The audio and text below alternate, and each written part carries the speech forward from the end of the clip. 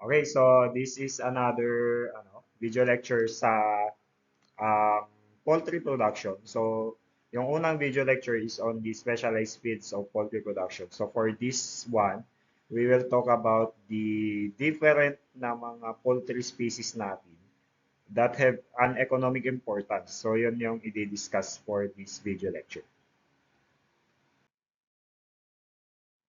So, yan. Again, typically when it comes to poultry kasi, when the term poultry, it denotes yung mga avian species natin that have economic importance. So bakit ko ba ini-emphasize yung si economic importance? So when we say economic importance, yung parang nagkaka-profit ka, inalagaan mo for profit, kumbaga, or meron silang impacts doon sa economy. So meron kasi mga avian species, yung mga birds na more on leaning towards pets kasi sila.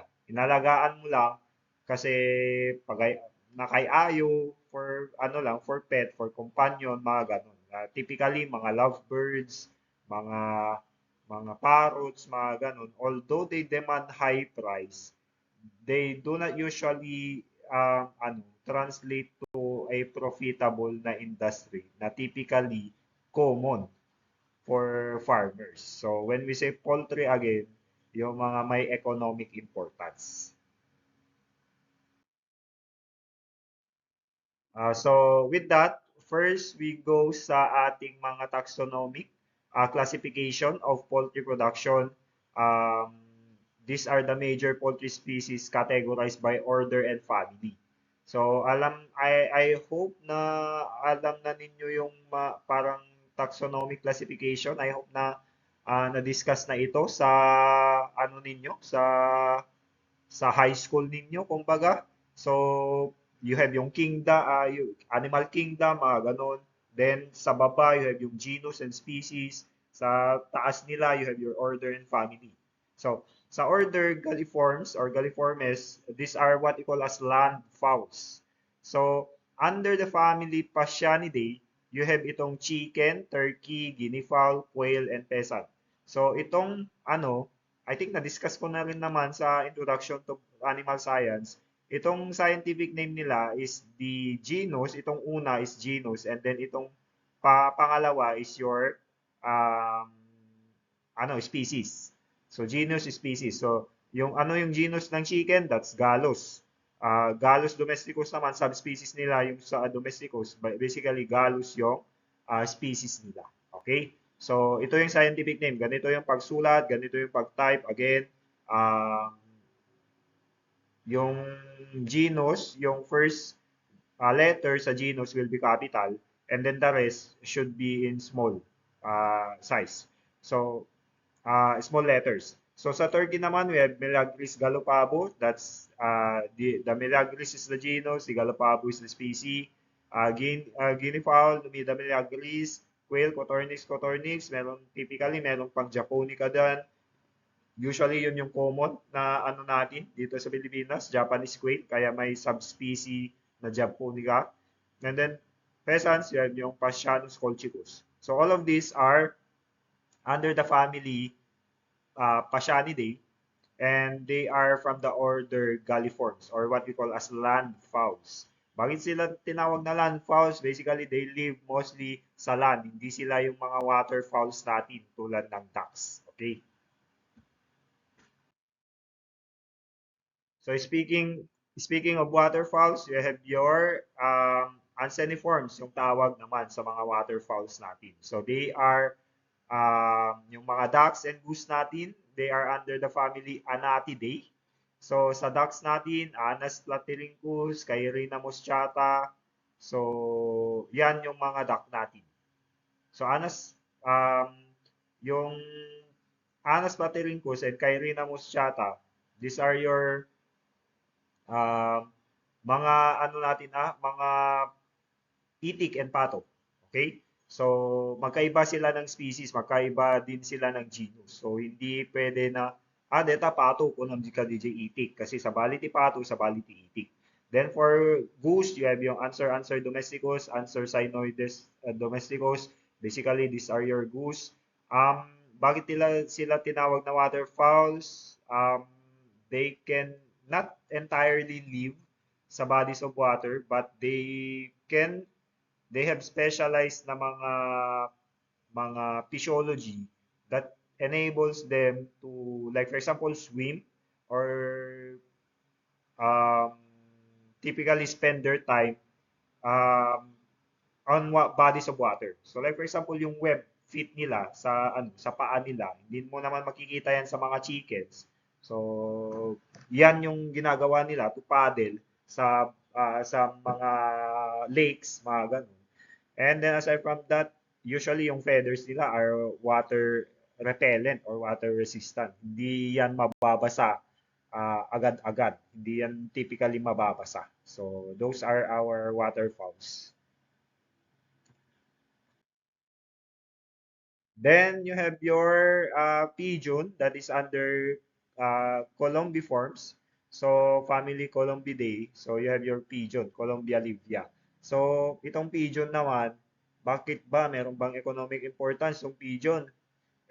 Sa ibang bansa, they are considered as pests. So, um, um, dito ba history sa mga pigeons natin, they are yung mga messenger birds natin.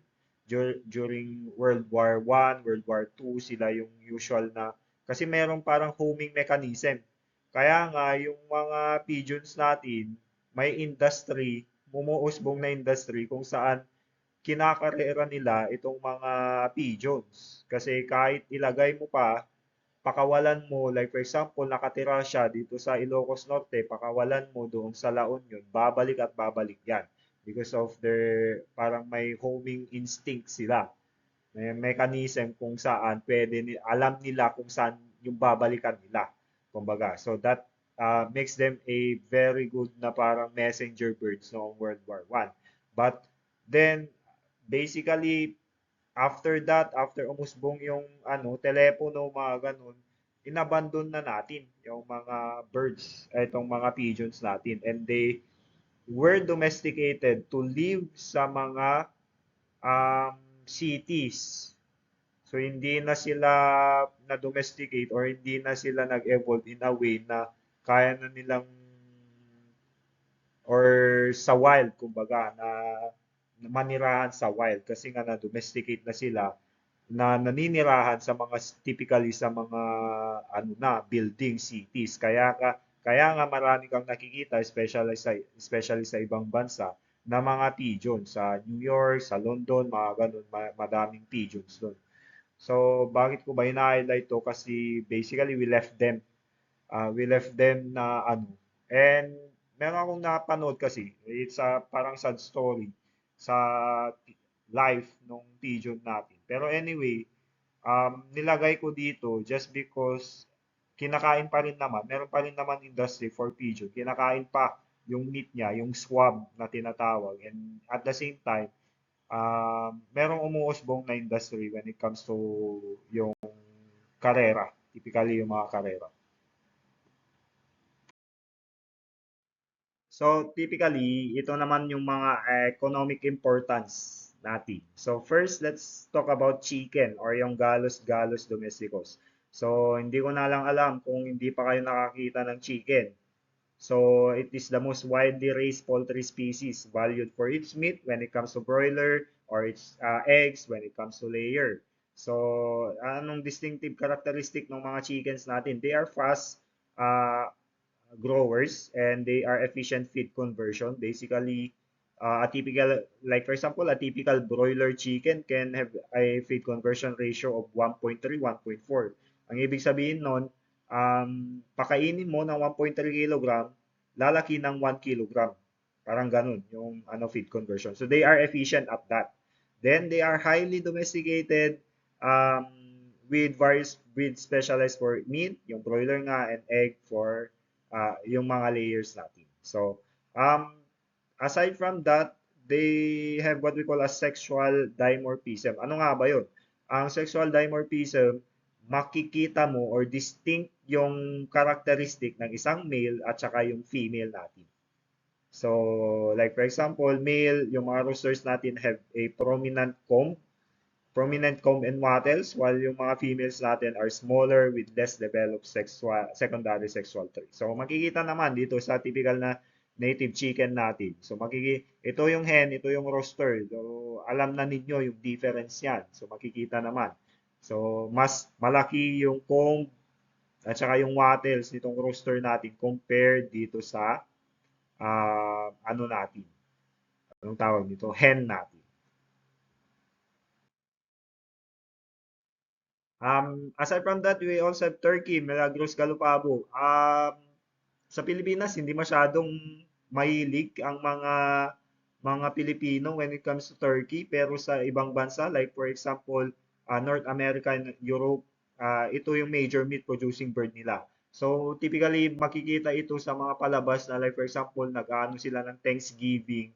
Hindi chicken, actually, yung sineserve. Turkey yung sineserve. So, although merong industry dito sa Pilipinas for turkey, hindi siya ganun ka prominent, hindi siya ganun na ka-established compared sa ating mga broiler chicken industry. So, hopefully, makaka-establish tayo ng maganda ng talagang turkey industry dito sa Pilipinas. Kasi ang malaking bird ito. So, maganda yung masarap din naman. So, nakatikim na ako ng turkey. Masarap din naman. Distinctive characteristic nito, large body size with a broad breast, making them ideal for meat production. So yan, malaking meat, malaking breed ng poultry ito. So yung males natin, they are typically called toms, display a featherless, brightly colored head, and snood that extend over the beak. So makikita dito. So, anong tawag dito? Um, Brightly colored head. Walang feathers sa head nila. And then yung snood, yung parang burtong-burtong, it extends over the beak. So, they known for their unique gobbling vocalization and courtship behavior. So, gobble, Gobble. Um, ano yan, maingay yan. Kung nakakita na kayo ng pabo, ng turkey, merong distinct talaga na call. Yun yung gobbling sound na tinatawag. So I will not do an example for that, pero you can search sa YouTube kung ano yung sound ng ano ba yung gobbling na tinatawag when it comes to turkey. Okay? So distinct siya. Um, hindi naggaganon yung mga chickens natin, kumbaga. And then you also have our guinea fowl or our Numida miliagris, valued for meat production, pest control, and as a game bird. Guinea fowl, ano na nga ba yung Ilocano ng guinea fowl? Um, Nakalimutan ko na yung Ilocano, but yan, typically meron din dito sa Ilocos Norte ito. Ano tong mga to? Loud. Yung isang distinct characteristic nila talagang maingay. They serve, sabi nga dito sa PowerPoint, known for loud, distinctive calls that serve as a natural alarm. So they can be used or can be utilized as like mga security for sa farm mo. Kasi nga maingay sila. Kung natetreten sila or may nakita sila na hindi familiar sa kanila, usually, ano yan, mag-iingay yan. Aside from that, they are hardy and disease resistant with strong flocking instinct. And then, helmeted appearance with a bony casque on the head. So, yeah. And then, overall, yung plumage pattern and plumage color, ganito, black and white and then parang speckled. So, typically, wala siyang parang similar yung itsura. Talagang distinct yung itsura naman talaga ng ating guinea fowl. So, yeah.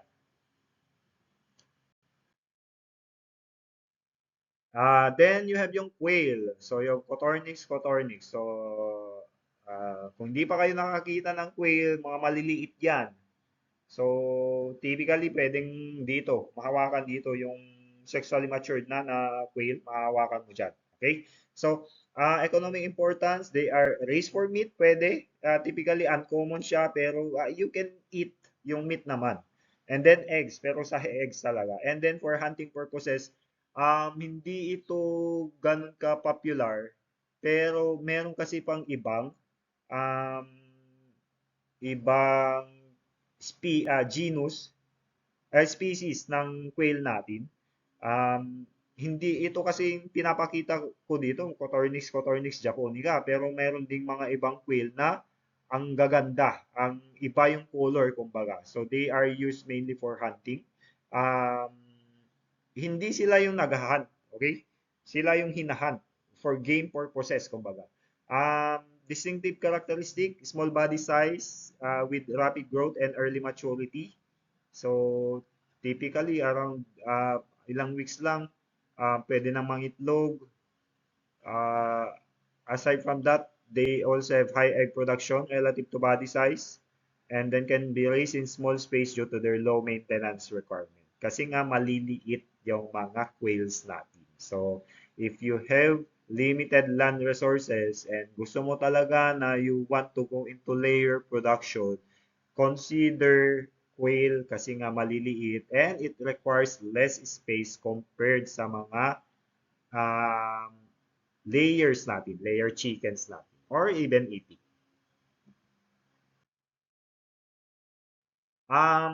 We also have Pasianos colchicos or yung peasants natin, economic importance, primarily raised for game hunting and meat production. So, hindi to ganon ka-common dito sa Pilipinas, pero meron pa rin naman. Okay? So, distinctive characteristics, males have bright plumage and long tails while females are more camouflage. So, ito yung female, ito yung male. So, yun yung typical na ano naman, team when it comes to the plumage pattern, plumage color, overall appearance ng mga male and female na mga poultry species natin. Usually, yung mga males talaga, yung talagang magagarbo, kumbaga. Yung mga brightly colored, yung mga males talaga. Yung females, hindi. Makikita dito sa pheasant natin. Yung female, wala siyang color brown, dull, kumbaga. Pero sa male, tignan nyo, brightly colored and it applies to all of our poultry species. Bakit ba? Ano ba yung importance kung bakit dapat brightly colored itong mga talagang magagarbo yung plumage pattern, plumage color nitong mga male poultries natin. More or less for ang tawag nito, for breeding, for courtship, kailangan na mapansin ka ng female. So paano ba magpapansin? Pag isa kang peasant, kailangan na brightly colored yung mga plumage mo. So mapapansin ka. And then typically yung mga females kasi pumipili naman yan mga yan. Pumipili ng mga partners kumbaga. So known for their strong flight and ability to adapt to wild and semi-domesticated conditions, they are used naman for meat production. So that's our peasants. And then you have your Anas Platyrincus, Cairina moschata. These are your itik and pato. So, sorry natatakpan yung mukha ko, yung pato, pero yan yung ito yung itik, ito yung pato, nasa baba. So, search nyo na lang ano yung itsura ng pato. That's your Cairina moschata and then yung Anas Platyrincus, itong itik na nandito. So, typically, it is raised for meat, for egg, and for their feathers, pwede din. Okay? So, ano yung distinctive characteristics? Since these are underwater fowls, anseriforms, kumbaga, um, they have waterproof feathers due to the oil glands near their tail. So, makikita ito pag nag-observe kayo ng itik. Nilalagay nila yung bill nila papunta dito sa may feather. Tapos parang pinapahid nila. That's actually ginagamit nila yung yung bill nila na parang kutsara para kunin yung oil tapos ilagay doon sa feathers nila. So when feet adapted for swimming, yun yung sinasabi ko, kaya nga they are waterfalls. Yung mga Muscovy ducks natin or yung mga pato natin differ from mallard-derived breeds in their quieter nature and red facial caruncles. So sorry, hindi ko maipapakita, pero yung caruncles, yung nasa red dito sa mukha ng pato, yung kulay red, wala yan sa mga itik. Okay? Wala yan sa mga itik. Nasa ano lang, nasa um, pato, yung caruncles na tinatawag, yung kulay red. Okay? So, and then they are more or less quieter in nature daw. Kasi nga, ang mga pato is more on the meat production compared sa mga itik natin na talagang maiingay.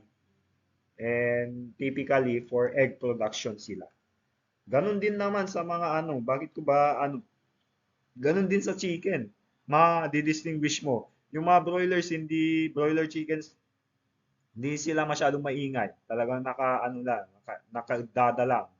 Kasi nga kailangan para ano hindi ka mag-expend ng energy, kumbaga, para mas lumaki ka pa. Sa mga ano sa mga layer, talagang maiingay yung mga yan. Okay? So yan. Then you have your goose. Answer domesticus, answer cynoides, valued for meat, down feathers, and then weed control in agriculture. Ano nga ba yung down feathers? Yung mga down feathers, these are yung mga feathers ng mga uh, hindi siya yung mga primary, hindi rin siya yung mga secondary feathers na matitigas. Ito yung mga malalambot na feathers na typically ginagamit sa, I guess, sa mga parang case of stuffing sa mga pillow para malambot, kumbaga, mga ganun. Okay? And then, they have large body size with long neck. They are highly social and can be used as natural alarm birds due to their loud honking. So, aggressive tong mga to. So, strong foragers with herbivorous feeding habits, kaya nga they also serve as a weed control, parang natural weed control in the agriculture sector. So, yan. Goose typically, again, uh, loud honking, i-search nyo ulit sa YouTube kung ano yung sound ng loud honking. Basically, aggressive din itong mga to. Territorial, actually, itong mga goose natin. Then, you have your pigeon, yan. Compact body with strong flying ability, homing instinct. So, yan. High homing instinct, making them popular in pigeon racing. And then, typically, ang ginagawa nila, they feed their young with pigeon milk. Hindi necessary na milk talaga to, pero a unique secretion from the crop. Um, parang ano to, ano bang tawag sa kinakain ng mga baby? Yung mga malalambot na food ng mga baby, parang ganun. So, galing yan sa crop, typically yung kinain ng pigeon, yun din yung ipapakain sa sa kanyang anak. Okay, so they are raised for meat. Yun nga, yung sinabi ko, squab, and racing and ornamental breeding. So that's your pigeon or Colombia libya. So yun nga, yung sinabi ko kanina, ito yung parang summary when it comes to that. Chicken, meat, eggs, turkey for meat, yan yung primary use. So you can review that this table. You have your species, primary use, and then their key characteristics. Okay? So yan yung mga ano natin, mga species natin na mga poultry with, I guess, economic importance. Okay, so with that, I hope that you had some learnings dito sa ating video lecture na to. And then, if you are still here, thank you for listening. And then message me, i-message nyo, sir, with 4 eyes. So, SIIIIR sa messenger para may bonus point. So, again, thank you for listening.